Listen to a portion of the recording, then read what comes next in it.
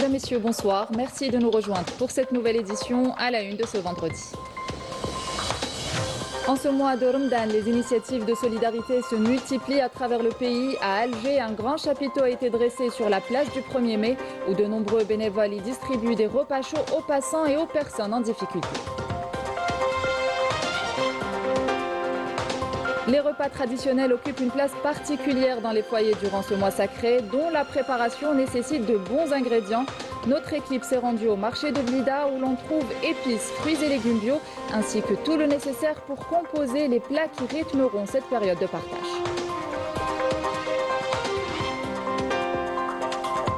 Et à la fin de cette édition, nous irons à la Casbah d'Alger visiter deux palais de deux illustres pachas, des joyaux architecturaux en pleine restauration. Les équipes chargées du chantier veillent à préserver chaque détail pour ne rien altérer de ce patrimoine inestimable. Bienvenue à tous. En ce mois sacré de Ramadan, la demande en viande blanche connaît une hausse considérable.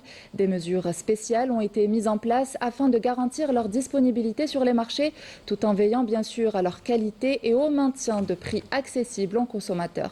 L'exemple assétif avec Saïd Bellounis et Anis Chir. Face à la demande en forte croissance durant le mois sacré, le groupe avicole de l'Est, installé dans la wilaya de Sétif, a élaboré un programme spécial Ramadan, préparé plusieurs mois à l'avance. Objectif, garantir la disponibilité à des prix accessibles à tous. Parmi ces mesures figure le suivi rigoureux de l'opération de mise en place des poussins dans les exploitations de production relevant de l'Office. Une convention a aussi été conclue avec la Fédération nationale des aviculteurs. L'Office leur fournit les poussins et l'aliment, tandis que les abattoirs qui en relèvent se chargent de récupérer les poulets vivants.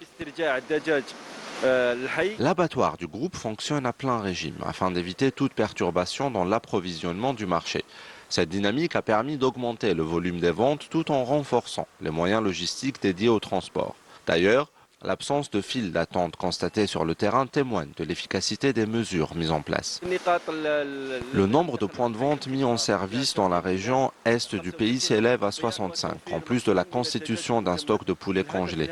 L'objectif de cette opération, maîtriser les prix et de proposer un produit de haute qualité en adéquation avec le pouvoir d'achat des citoyens. Les quantités sont importantes, que ce soit pour la volaille ou pour les œufs, et les prix sont à la portée de tous. Les produits sont disponibles et à des prix raisonnables. Par exemple, le plateau d'œufs est vendu à 400 dinars, ce qui est abordable.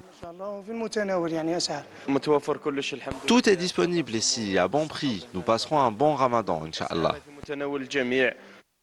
Une production plus que suffisante, des prix compétitifs, toutes les conditions sont réunies pour permettre à tous les citoyens de passer le mois sacré de Ramadan dans la sérénité. Et comme chaque mois de Ramadan, les initiatives de solidarité se multiplient à travers le pays. À Alger, un grand chapiteau a été dressé sur la place du 1er mai où de nombreux bénévoles y distribuent des repas chauds aux passants mais aussi aux personnes en difficulté. Cette initiative lancée par le Croissant Rouge algérien illustre parfaitement l'esprit de partage et d'entraide propre à ce mois sacré. Assia Gharib et Amira Safta. Sous ce chapiteau du Croissant Rouge algérien dressé dans la place du 1er mai, l'esprit du mois de Ramadan prend forme à travers des scènes de solidarité et de cohésion sociale. Jeunes, étudiants, travailleurs et retraités se relaient pour faire vivre un élan de générosité, transformant chaque geste bénévole en soutien direct aux personnes dans le besoin, dans une atmosphère marquée par des valeurs de partage propres au mois sacré.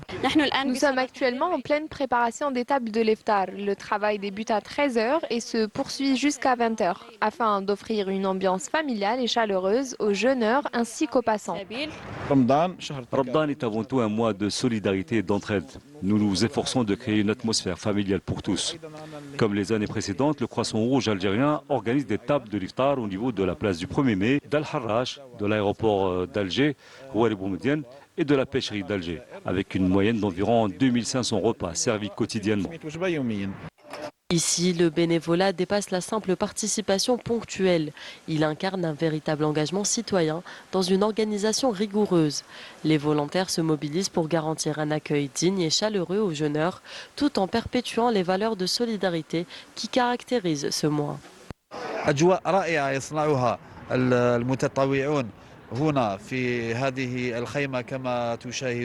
Sous cette tente, l'ambiance est portée par une mobilisation remarquable de bénévoles, comme vous pouvez le constater. Des jeunes issus de différents horizons participent quotidiennement à préparer et à servir ces repas.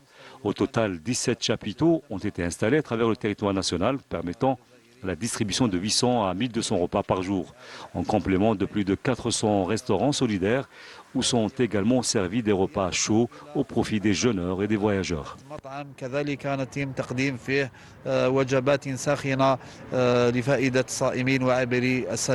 Au-delà de sa dimension spirituelle, le ramadan apparaît ainsi comme un moment de renforcement du lien social où se consolident les valeurs de partage et de solidarité entre les Algériens. Et durant ce mois, les repas traditionnels occupent une place particulière dans les foyers dont la préparation nécessite un savoir-faire certain, mais surtout de bonnes épices. Notre équipe s'est rendue au marché de Blida où l'on trouve épices, fruits et légumes bio, ainsi que tout le nécessaire pour composer les plats qui rythmeront cette période de partage. Reportage de Siham Kenouch. Au marché Place l'Arabe de Blida, une ambiance olfactive et colorée. Des narcisses font bon ménage sur les étalages avec plein d'autres plantes bio. Des champignons, de la coriandre et puis aussi de la laitue et le fameux beau braïs. Comme d'habitude, Ramadan s'annonce bien. Nous sommes ici avec des narcisses. Les gens arrivent pour acheter surtout des herbes. Ils savent que c'est bio. Ils vont surtout vers le bio. Et ils aiment bien tout ce qui est herbes pendant Ramadan. Champignons, tomates. À l'intérieur du marché couvert, une toute autre ambiance.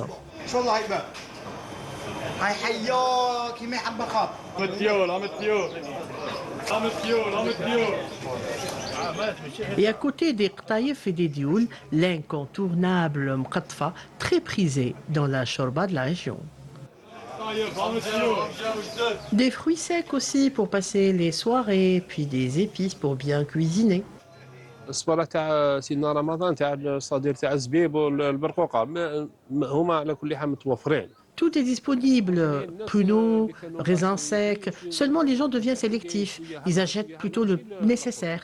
Ils reviennent vers ce qui est traditionnel. Les consommateurs reviennent donc vers le bio, vers nos anciens fromages, nos anciennes préparations. À la sortie du marché, une petite pluie nous attendait. Une pluie qui annonce un beau printemps qui va faire fleurir la terre et un Ramadan qui, lui, va faire fleurir les cœurs.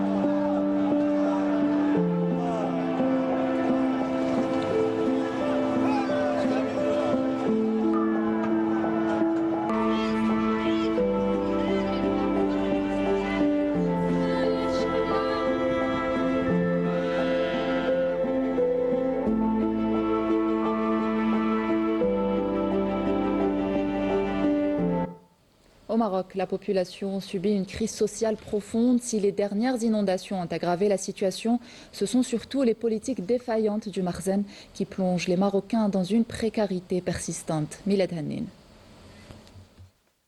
Les récentes inondations au Maroc ont révélé un double drame. Des familles déjà fragilisées par la pauvreté et l'isolement se retrouvent soudainement sans abri, tandis que le Merzem fait la sourde oreille face à leurs appels à l'aide. Nous n'avons plus rien, ni vêtements, ni nourriture, ni rien du tout. Ces gens n'ont nulle part où aller. Aucun responsable n'est venu les voir pour s'enquérir de leur situation alors qu'ils souffrent énormément. Privés des services les plus essentiels et livrés à eux-mêmes, les Marocains subissent les conséquences d'une gestion institutionnelle inefficace et déconnectée du terrain. Au moins qu'ils viennent réparer la route. Les enfants n'ont pas pu aller à l'école et nous n'avons aucun moyen d'aller au travail. C'est inacceptable, nous sommes à la rue. Je vous supplie de nous aider. Tout cela est dû à la mafia de l'immobilier qui voulait spolier toutes les propriétés. L'inaction du Merzem face à cette crise sociale met en lumière un État distant, incapable d'assurer la protection des populations les plus vulnérables. Et dans la bande de Gaza, ce début de mois de Ramadan est marqué par des conditions de vie particulièrement difficiles, aggravées par la faim et le froid hivernal. Pour soulager les habitants de l'enclave, des aides humanitaires ont été acheminées depuis l'Algérie. Ces secours ont permis à des milliers de familles palestiniennes de bénéficier de produits essentiels pour ce mois sacré. Correspondance de Wissam Abouzeid, commentaire d'Amira Saftan. Des milliers de familles palestiniennes déplacées ont bénéficié de colis alimentaires envoyés par l'Algérie à travers plusieurs associations caritatives. Le peuple palestinien a exprimé sa reconnaissance et a salué les liens de solidarité qui l'unissent au peuple algérien. Les Algériens sont nos frères. Que Dieu vous récompense et vous accorde davantage de bienfaits. Continuez à nous soutenir et à rester à nos côtés. Ramadan Mubarak à tous. Dieu merci, nous avons survécu et ce malgré la perte de mon fils. Je tiens à vous remercier, que Dieu vous bénisse et vous récompense pour votre aide. Ces aides humanitaires contribuent à soutenir la résilience des familles palestiniennes sur le terrain, confrontées à des conditions de vie difficiles durant le mois de Ramadan. Mon message à ceux dont les maisons ont été détruites et qui vivent encore sous les tentes: restez forts. Il existe un grand peuple, le peuple algérien, un peuple généreux qui connaît la valeur du sacrifice. La situation des déplacés palestiniens continue de se détériorer dans les camps. Les besoins en produits de première nécessité augmentent, notamment en ce mois sacré. Le mois sacré de Ramadan est arrivé dans des conditions très difficiles. Nous vivons sous les tentes, sans électricité, sans réfrigérateur et avec très peu de nourriture et d'eau. Nous cuisinons au bois. Même pour le bois, c'est compliqué car il est coûteux. Du coup, nous utilisons du carton aussi pour faire du feu que les enfants vont chercher dans des marchés.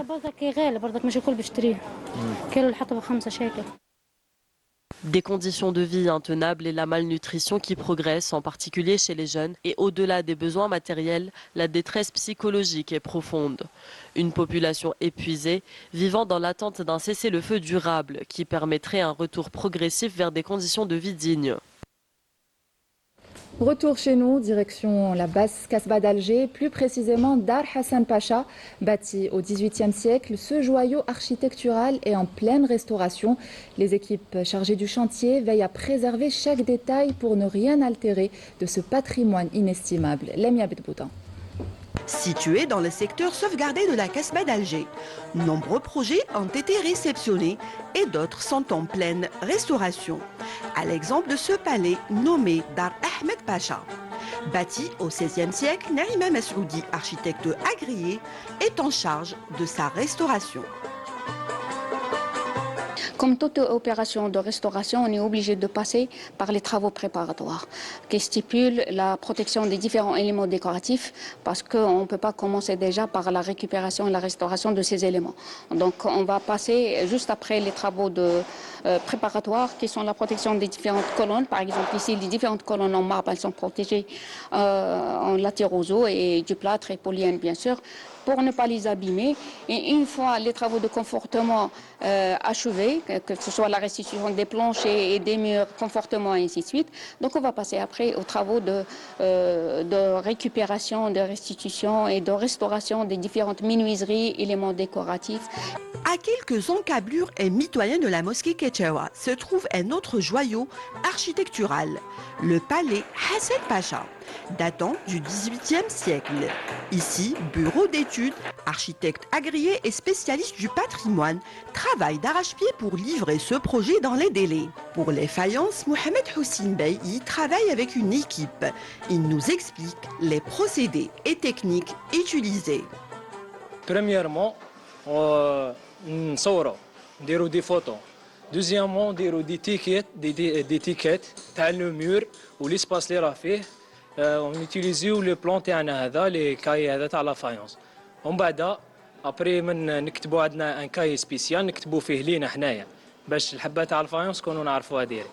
ابري نحو الحبه تاع الفايونس من الحيط اللي راهم فراجيل اللي عندهم سيباراسيون بين لو مورتي والمور وكاين حبات بين المورتي والحبات تاعنا تاع لا فايونس.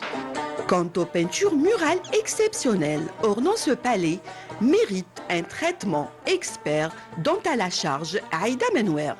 On est conscient de l'importance de ce patrimoine, de l'importance de le transmettre de la manière